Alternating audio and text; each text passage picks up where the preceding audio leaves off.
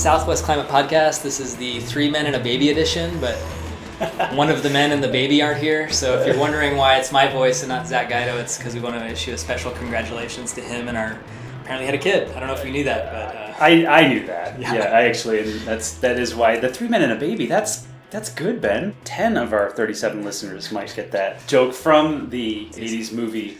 John Travolta.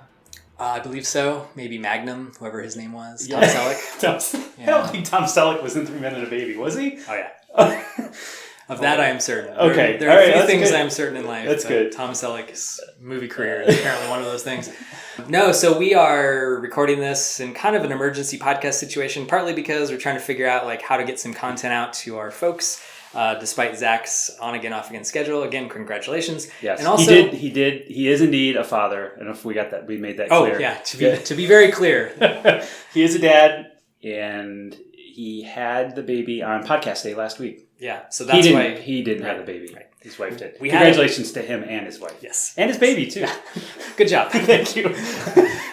Well, yes, because we had the podcast scheduled for about last week, and we got a frantic text that was like, hey, guys, I'm going to have to bail. And I thought, oh, Zach's being a slacker. It's like, nope, actually, he had a pretty good excuse. He had a good one. Yeah. That's it. That's on time.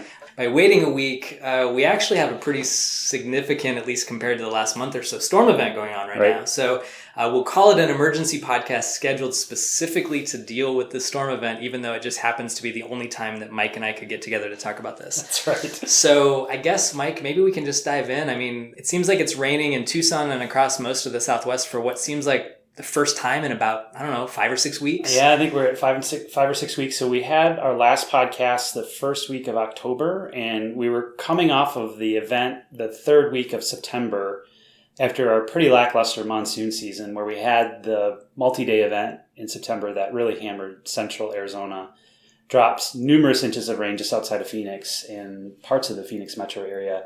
Tucson got in the action a little bit. Northern part of the state kind of got missed. And if I recall correctly, I don't think New Mexico had too much activity with that as well. So, and then I think at the beginning of October, we were anticipating, hey, last October was wet, so maybe this one will be too. It wasn't.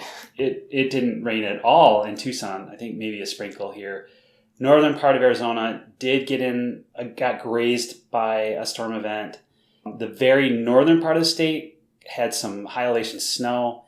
Otherwise, it was a very dry pattern. It was cooler than average for the month, I think. Mm-hmm. If you look at some data, is that right? Yeah, the southern Arizona was closer to average, but northern Arizona... Do you like my form of climatology? Yeah. I could look it up, and there's probably data backing it, but I'm more of kind of a feelings feelings guy. Spot on. Good. Yeah, it was definitely it nudged up to average and very southern, but for the most part, it was below average across most of the Southwest. Excellent. So, yeah. Great. Thanks, Ben. Yeah. For temperatures. For precipitation, it was also pretty dry. So this current event, and I think we'll probably go back to October and talk about it a little bit more. But this current event is a kind of an interesting event. The East Pacific has been active, I think, as we were talking about and anticipating in October. Just we haven't had any access to any of that moisture, given the way the storm pattern is set up through much of the month of October. But we did end up having a tropical storm that did get caught up in kind of a northerly fetch and got drawn up into the southern end of the Gulf of California. And the timing was great because we ended up having a low pressure system sort of drop down the west coast. And those two things are intersecting right today and steering the moisture in up to Arizona. It looks a lot like the September event, but much later in the season, not as much sun to drive a lot of that convection. We're not going to have crazy thunderstorm activity, a little bit of lightning today. But it looks like a good rainer. Yeah, and then so that's going to drive moisture and rain for the next few days. Then it looks like. Yeah, so so the September event was an actual cutoff low event that spun around and took a while for it to kind of move across the area. So that gave us several days of rain. This one's a little bit more of an active pattern. So we've got this low pressure system. Doesn't look like it's going to get quite cut off. It's not cut off, but there's some reinforcing low pressure systems and cold low pressure systems coming down later in the week. And so what we're going to see is kind of a warm rain event today, a little bit of a lull, and then 2 more rounds of increasingly colder rain and lowering snow levels. So this will be probably our big first snow event for Arizona. Right. So the September event was really tropical and one big blast of kind of hot, stormy conditions, and then it, cleared out. Actually 3 days. So we had that kind of recycling of tropical moisture around the cutoff low pressure system. So we just get round of storms, and it was kind of a really pretty delightful round. I mean, it was cool. It was wet. The rain was, I think, helpful. The hail and the tornadoes, probably not as the favorite part for folks in Arizona in particular. This doesn't really have that. This is actually looking a lot more like a winter storm intersecting with some of that subtropical moisture. Yeah, I noticed I got a National Weather Service alert that was telling me 1 to 2 feet of snow for the high elevation areas. White Mountains, Mount Graham, the high elevation areas around here, but still like 1 to 2 feet by the end of the week. That's a lot of snow. It's good for November. I'm even thinking back to last November, and even subsequent Novembers. They've been fairly dry and warm. And so if this event kind of comes in and locks in, it will put us at a pretty decent November total across the state, especially with that snowpack starting early. The forecast through next week actually shows it being trophy across the west, so we could be in this kind of cool, maybe wet pattern through the end of the month, which is, this is... Take it after October. Yeah. Take it after October, yeah. And November is typically drier if we were looking at the long-term averages, right? Yeah, so that kind of transition out of the monsoon season tails off through September. October, if you look in the historical records, is more often a dry month than it is a wet month. We just end up having in the historical record those tropical storms that come in and just hammer the state, but they're few and far between. And last year just happens to have been one of those years. So this year, tongue-in-cheek, expecting it to be wet, just hoping, really. And it turned out to actually be quite a pleasant October, given the storm pattern. There was a couple of interesting events. There was an epic cold snap. I don't know if you remember this. There's 2 cold snaps across the west. One in the middle of the month, where it cooled down across Arizona quite a bit. And then right around Halloween, there was an epic cold snap. Tucson actually hit freezing at the airport. We didn't at our house because it's interesting. We're a little higher on the east side, and all the cold air settled into some of the lower parts, and the airport just happens to be one of those lower spots. And the river bottoms got down in the 20s that month. But just north of here, there was a huge kink in the jet stream that came right out of the Arctic. And then inland locations in Utah, there were 30 below Fahrenheit readings. And there were some locations that they're still sort of verifying some of these measurements, but 45 degrees below Fahrenheit. They call these sinks in kind of interior locations. So that was a very interesting October event.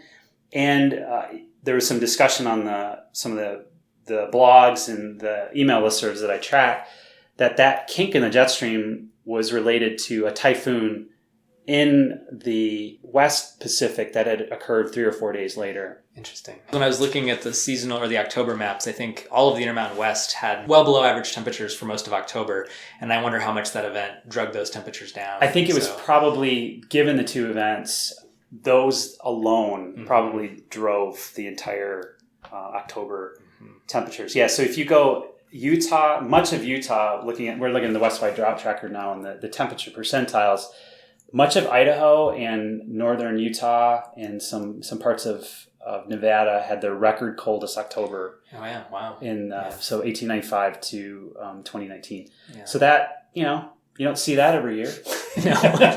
So that was kind of interesting. And then Arizona was cooler than average, as you were pointing out earlier. A little bit cooler than average in the north, and we kind of eked out. It's kind of near average to the southern part of the state. So an interesting month, and that cold air and that kink in the jet stream, having the inland cold air that cold air is heavy, and when it settles into the kind of interior west in the Great Basin, it turns into Santa Ana winds. And so we've seen California suffering through some Santa Ana wind events from this particular weather pattern, and then we've had more of a shift to it being a Great Plains cold event. So I had my family in Michigan had already had 2 feet of snow in the southern Great Lakes due to lake effect.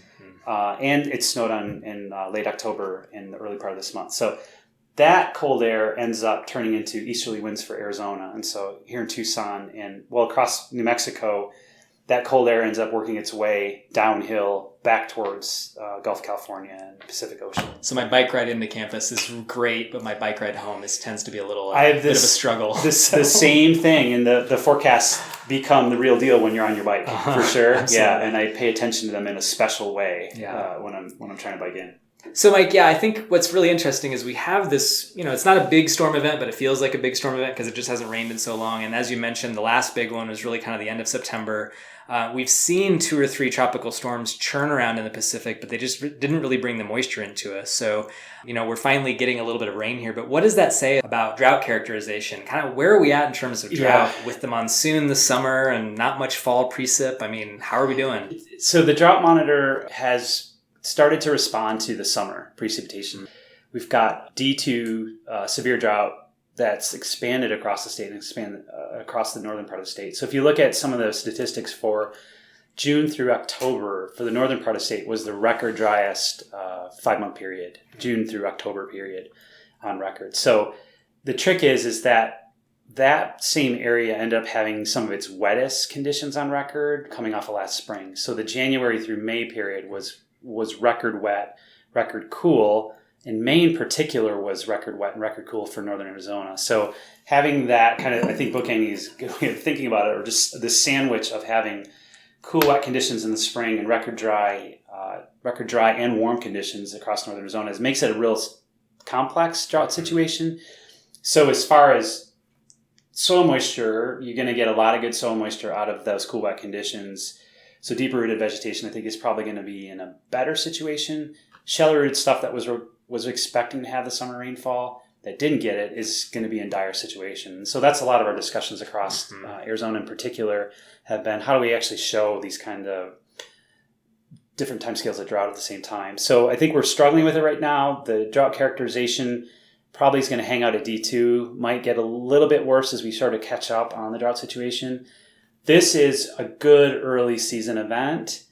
I think it's to the cool season, and it gets cooler from here. So that water, a lot of vegetation is dormant. We're going to see decreasing. Typically, we see decreasing evapotranspiration. So kind of hitting it this early is a good sign. Mm-hmm. We just now really need to do this 5 more times between now and say March. Between now and March, okay. And then I would start to see us start kind of reversing the situation. Mm-hmm. But man, this is a real tough call with the drought monitoring is that we're going to get flooding rains in some of those drought locations, and people are going to start to look for improving conditions.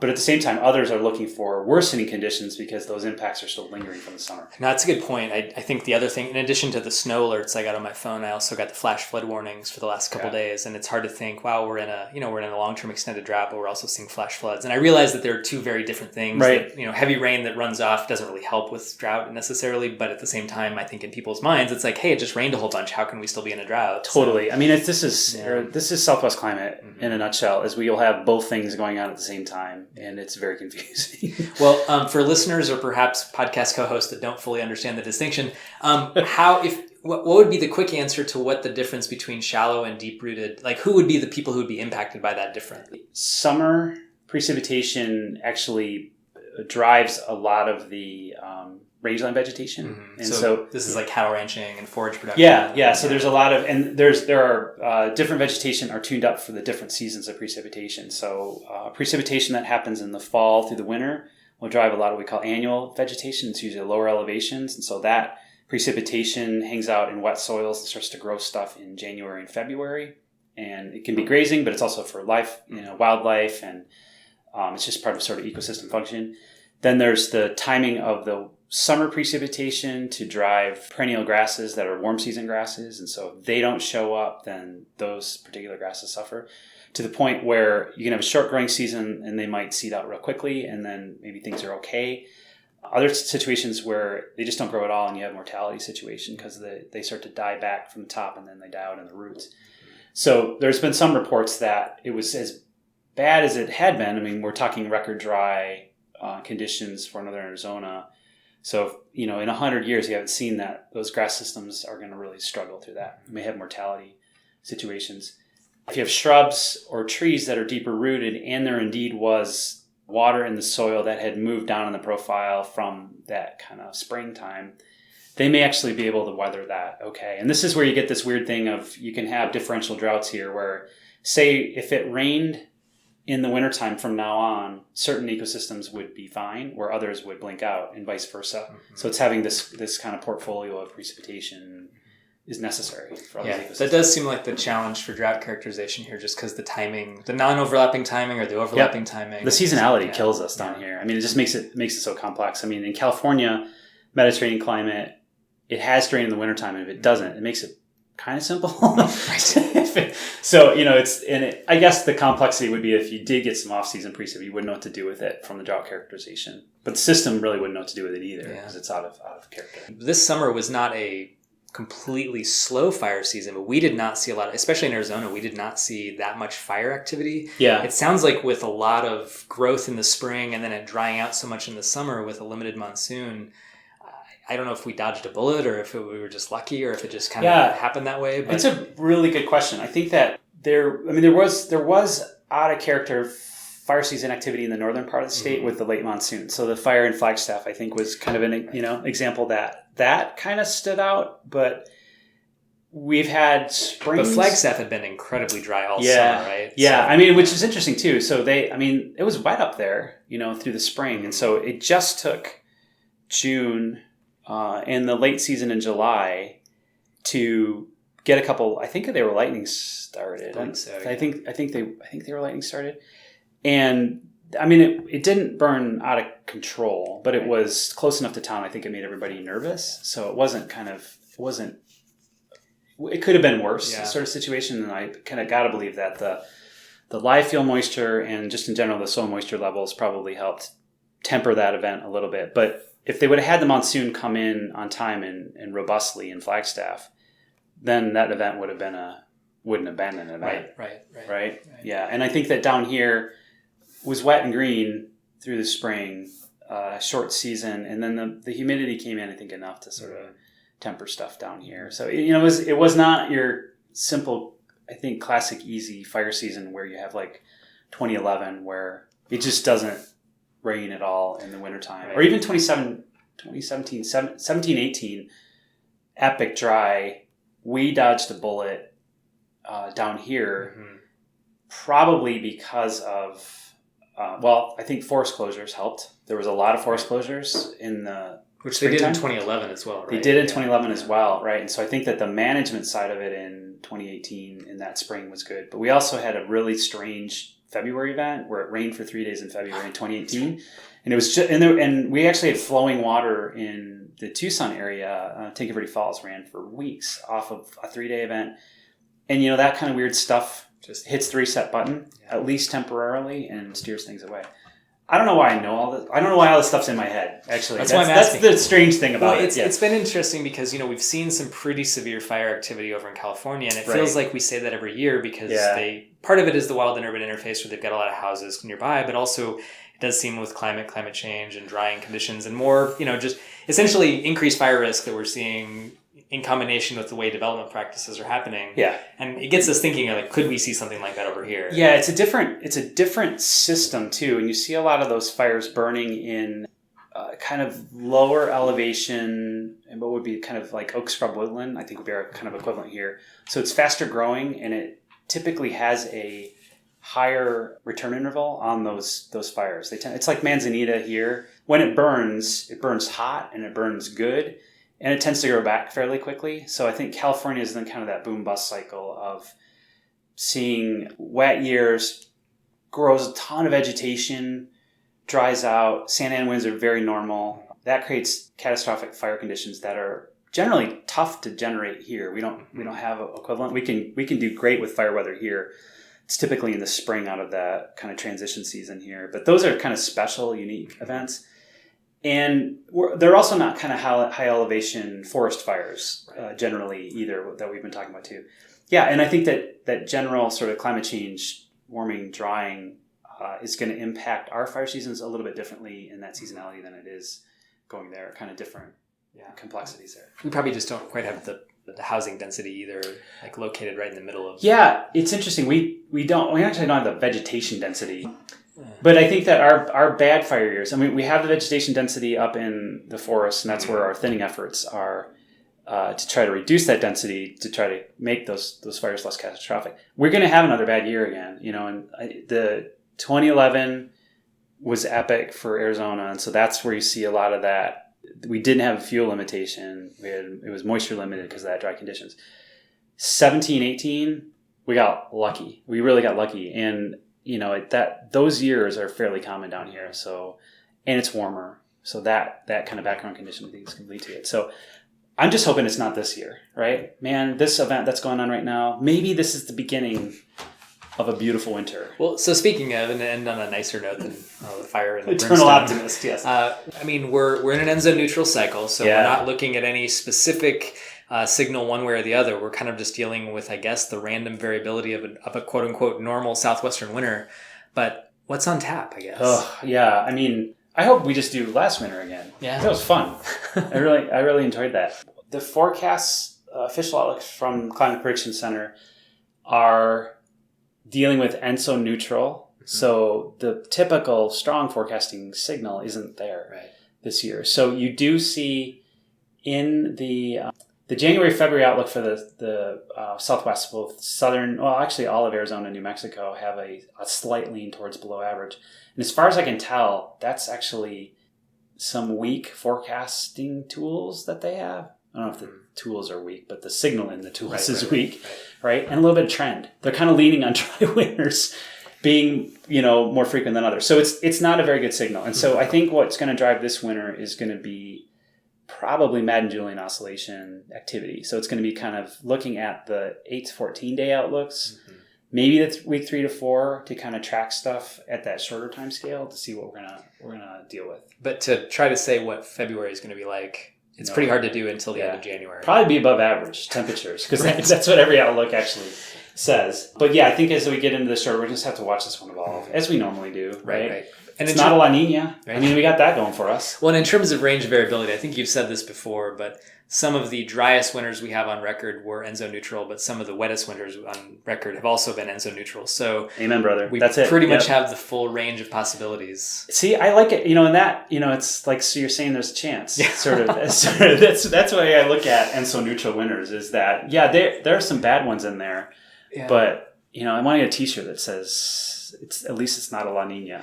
So we know that La Nina tends to be drier than average, and I think El Nino is just consistently disappointing over the past 5 or 6 years because we keep thinking that El Nino means a wet winter, and it hasn't always played out that way. So aren't we going to be surprised when we actually get a wet El Nino? The next one that shows up, we're going to be so down on it, and it will be, hey, it'll do what it's supposed to do. We'll be surprised. It's the boy who cried not wolf. A bunch of different times. No, I like the neutral winter or the ENSO neutral winter because it just means anything can happen. And that seems kind of exciting. That's exactly where I'm coming with it too. 92, 93, it still is ascribed to being an El Nino winter, and it wasn't. If you go back in there, it was actually a neutral winter. And that was an epic winter. And it had atmospheric rivers, Madden-Julian oscillation, had all the cast of characters and the fun with it. We also have a fair number of very dry ones in there too. So I just prefer to think about those fun wet winters and, censor out the things I don't want to see. I think the difference is we don't have those elevated expectations that El Nino brings. That's right. Yeah. So there's less likelihood of being disappointed, but maybe more likelihood of being pleasantly surprised. Yeah. It could be fun. Why not, right? Yeah, let's go. Exactly. Let's go. Absolutely. Well, thanks everybody for listening. I know you got to bear with the emergency podcast. I'll make note that I'm looking outside the window. It looks like the rain has already ended for this particular little mini event, but I guess we're looking at more snow for the rest of the week. So Drought's that's over. kind of exciting. That's right. Yeah, drought's over. It rained today. So call it good. Hopefully Zach will be able to join us again here pretty soon with his regale newborn. Us with the tales of having a baby. I thought he was going to bring his baby. I was hoping that would happen. All right. Thanks, Ben. Yeah. Thanks everybody. Take care.